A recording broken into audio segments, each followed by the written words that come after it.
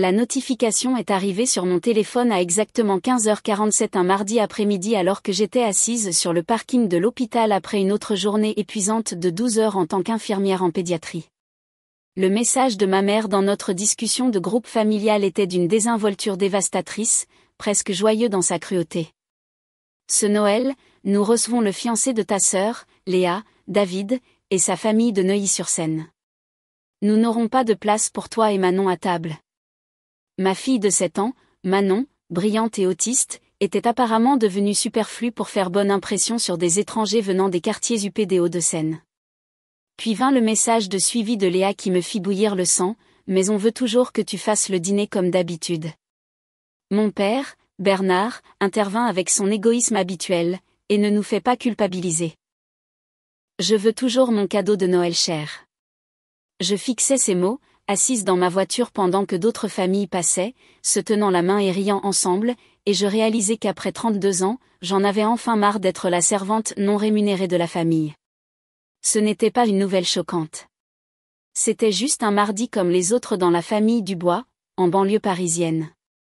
Pendant plus d'une décennie, j'avais été la cuisinière désignée, l'acheteuse de cadeaux, l'organisatrice d'événements et la gardienne émotionnelle de tout le monde, tout en n'étant jamais vraiment considérée comme faisant partie de la vraie famille. Quand Léa a obtenu son diplôme de Sciences Po, qui a organisé sa fête de célébration pour 50 personnes? Moi.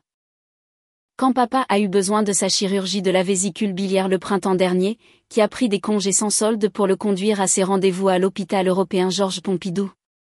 Moi. Quand maman voulait impressionner son club de lecture avec des amuse-gueules fait maison chaque mois, qui a préparé ses réunions gratuitement? Vous connaissez déjà la réponse. Mais d'une manière ou d'une autre, malgré toutes mes contributions, je n'étais jamais tout à fait assez de la famille pour réellement m'asseoir à table quand cela comptait.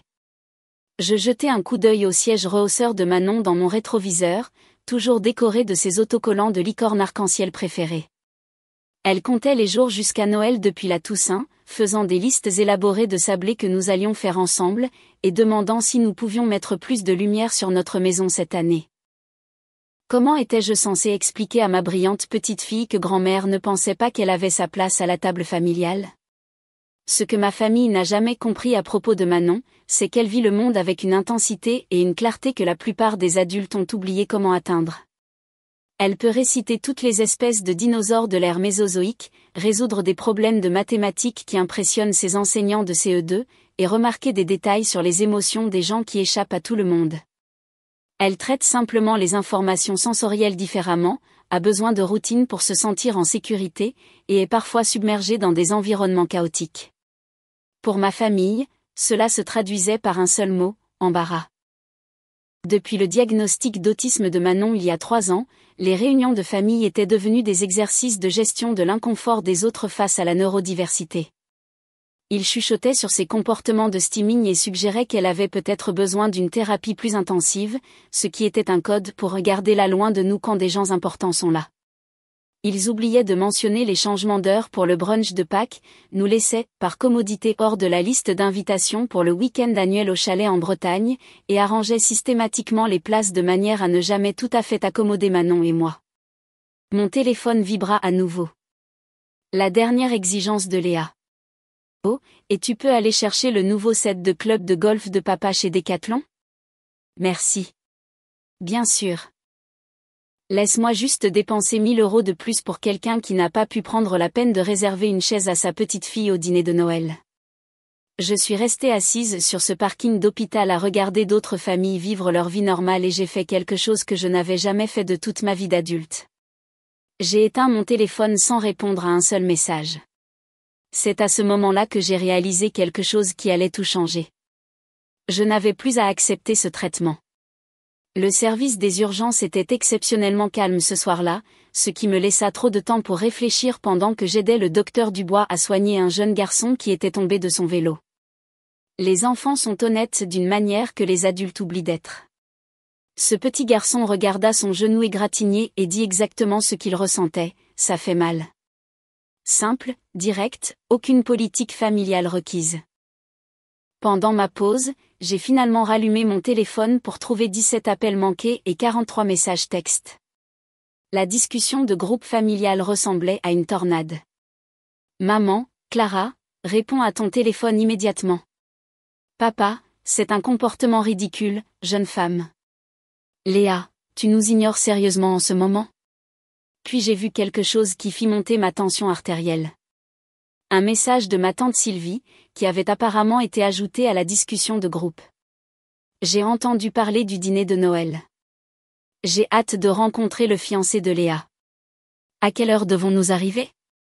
Ils avaient invité la famille élargie de Lyon. Il y avait beaucoup de place à cette table. Ils ne voulaient juste pas que Manon et moi soyons là. J'ai fait défiler des années de schémas similaires, chaque souvenir frappant comme un coup physique. Les vacances en famille à la Côte d'Azur auxquelles Manon et moi n'avions pas été invités parce que ça pourrait être trop stimulant pour elle. Le dîner de Thanksgiving où j'avais cuisiné pour 14 personnes, mais où il n'y avait que 13 couverts. Chaque fois, je leur avais trouvé des excuses, me convainquant que ce n'était que de la mauvaise planification plutôt qu'une exclusion délibérée. Mais assise là à 2 heures du matin, toujours en blouse, j'ai finalement dit la vérité que j'avais évitée à ma collègue, Sophie. Ma famille a honte de ma fille parce qu'elle est autiste. Les mots restèrent en suspens dans l'air comme une confession qui changeait tout. Le lendemain matin, Manon est entrée dans notre cuisine, vêtue de son pyjama de Noël préféré orné de rennes d'encens. Elle planifiait nos traditions de Noël depuis octobre, faisant des listes détaillées de biscuits que nous allions faire et de décorations que nous allions accrocher. Son enthousiasme était contagieux et pur, sans aucune complication adulte. Maman, on peut faire ces brownies reines avec les bretzels comme bois ce week-end, demanda-t-elle, organisant soigneusement ses articles de petit déjeuner dans la ligne précise dont elle avait besoin pour se sentir bien dans son monde. La voyant disposer du pain grillé, du jus d'orange et des vitamines avec une précision mathématique, je me demandais comment quiconque pouvait regarder cette belle et brillante enfant et y voir un problème à gérer plutôt qu'un cadeau à célébrer. C'est alors que l'inspiration me frappa comme la foudre. J'ouvris mon ordinateur portable et commençai à chercher Noël à Paris. Le Ritz Paris avait un forfait spécial vacances qui coûtait exactement ce que j'avais prévu de dépenser en cadeau pour la famille. Patinage sur glace au Grand Palais éphémère, le sapin de Noël aux Galeries Lafayette, des spectacles de comédie musicale avec des représentations en matinée parfaites pour une enfant de 7 ans qui aime la musique et les histoires. Manon jeta un coup d'œil par-dessus mon épaule avec des yeux curieux. « Qu'est-ce que c'est, maman ? » Je regarde une aventure de Noël très spéciale. Juste toi et moi. Son visage s'éclaira comme la place de la Concorde. Comme une vraie aventure avec des hôtels chics et le service en chambre ? Exactement comme ça, ma chérie. Pour la première fois depuis des années, je sentais une excitation genuine monter en moi. Non pas l'énergie anxieuse d'essayer de plaire à des personnes impossibles, mais une véritable anticipation pour quelque chose de magique. Les appels de la famille s'intensifièrent au cours des jours suivants. Chaque message vocal devenait plus exigeant que le précédent. Papa laissa un message particulièrement charmant, « Clara Marie Dubois, tu me rappelles à l'instant. Ce comportement enfantin doit cesser. Nous avons un dîner à organiser, n'est-ce pas ? Nous, comme si je faisais partie de l'organisation plutôt que juste le personnel de cuisine non rémunéré. Quand maman m'a finalement attrapée pendant ma pause déjeuner, sa voix était tendue d'une panique à peine contenue. « Clara, enfin. Sais-tu à quel point nous étions inquiets ? » « Inquiet de quoi exactement ? » ?»« De toi. Tu n'as répondu à rien. Léa doit finaliser le menu. Et ton père s'inquiète pour ses clubs de golf. » Je pris une bouchée délibérée de mon sandwich à la dinde, mâchant lentement. Incroyable à quel point les conversations étaient différentes quand on n'essayait pas désespérément de résoudre les problèmes des autres. « Maman, où Manon et moi sommes-nous censés manger ce dîner magique que vous organisez exactement ? » Silence. Puis, eh bien, tu comprends la situation. La famille de David est assez traditionnelle, de l'ancienne bourgeoisie parisienne. Et avec les difficultés de Manon, il serait peut-être préférable pour tout le monde que tu t'occupes des tâches de cuisine pendant que nous gérons le dîner formel. Les tâches de cuisine, comme une aide salariée qui n'était pas digne de s'asseoir avec la famille qu'elle avait servie pendant des années. Alors, nous cuisinons, mais nous ne mangeons pas. Ne sois pas dramatique, Clara. Tu sais que nous vous aimons toutes les deux. C'est juste compliqué cette année. En fait, c'est assez simple. Vous avez honte de ma fille. Ce n'est pas une question d'embarras. C'est une question de ce qui fonctionne le mieux pour tout le monde. Tout le monde sauf Manon et moi. J'ai raccroché sans dire au revoir. Quelque chose qui m'aurait horrifié une semaine plus tôt. Maintenant, cela semblait être la seule réponse sensée à une folie totale. Le 23 décembre fut une journée claire et lumineuse à Paris. Le genre de matin d'hiver qui fait que tout ressemble à un tableau de Pissarro. Manon était réveillée avant son réveil, assise en tailleur sur son lit, sa valise violette ouverte, vérifiant méthodiquement sa liste de colisage une dernière fois avec la minutie d'un ingénieur de la NASA. « Maman, as-tu pensé à ta belle robe pour le restaurant de l'hôtel ? » ?»« Oui. »« As-tu pensé à tes moufles spéciales pour patiner ? » ?»« Vérifier. »« Et mon appareil photo pour les photos et mon journal de Noël et ma couverture réconfortante pour le train ? » Nous prenions l'Intercité pour New York, quelque chose qui avait ravi Manon depuis que je lui en avais parlé. Elle aimait le rythme du voyage en train, le mouvement de balancement prévisible qui donnait l'impression d'être doucement bercée tout en regardant la France défiler devant sa fenêtre. Mon téléphone avait été miraculeusement silencieux toute la matinée, bien que je m'attendais à ce que cela change bientôt. À présent, quelqu'un aurait réalisé que le dîner de Noël pour 12 personnes n'allait pas se cuisiner tout seul. Alors que nous chargions nos valises dans ma voiture, ma voisine, Madame Dubois, apparut à sa boîte aux lettres avec sa curiosité amicale habituelle. « Vous allez quelque part de spécial pour les fêtes ? » Paris. La première fois de Manon. Manon sautillait littéralement sur la pointe des pieds. On va voir le géant sapin de Noël et faire du patin à glace et manger des crêpes chics dans notre chambre. Comme c'est merveilleux. Rien de tel que Noël dans la capitale. Le train s'éloigna de la gare de Paris-Est alors que mon téléphone commençait à sonner avec insistance. Le numéro de maman clignotait sur l'écran. Je jetai un coup d'œil à Manon, qui était complètement absorbée par la documentation de notre voyage dans son journal de bord, dessinant des images minutieuses de tout ce qu'elle s'attendait à voir. « Clara, Dieu merci. Où es-tu ? Je suis chez Carrefour et je ne trouve pas la liste de courses que tu fais habituellement. » Je ne fais pas de liste cette année, maman.